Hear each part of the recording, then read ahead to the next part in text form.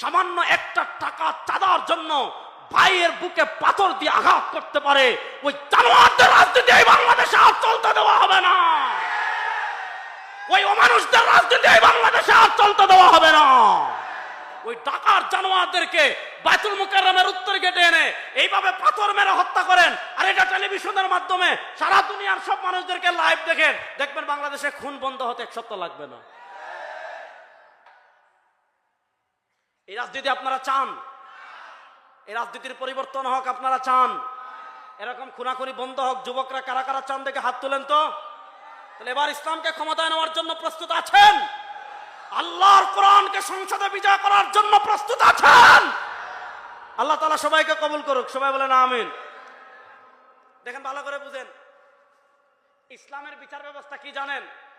ইসলাম বলে মান কাতালা নাফসান, কেউ যদি কোনো মানুষকে হত্যা করে, আল্লাহ বলেন ফাকান্নামা কাতালান নাস জামিআ,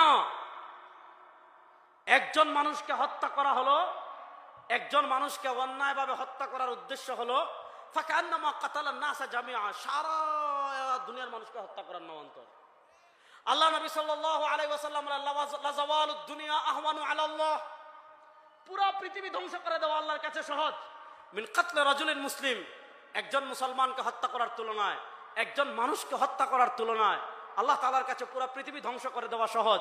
আল্লাহ নবী সাল্লাল্লাহু আলাইহি ওয়াসাল্লাম বলেন লাউ ইজতামা আহলুল কারিয়া, যদি এক গ্রামবাসী একত্রিত হয়ে একজন মানুষকে হত্যা করে, তাহলে একজন মানুষের কিসাস স্বরূপ পুরো গ্রামবাসীকে হত্যা করব। ইসলাম কিসাসের বিধান দিয়েছে। কিসাসের বিধান মানে কি? ইন্নান নাফসা বিন নাফসি, আপনি হত্যা করেছেন, আপনাকে হত্যা করা হবে।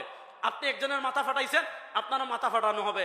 আপনি আরেকজনের দাঁত ভাঙছেন, আপনারও দাঁত ভাঙা হবে। আপনি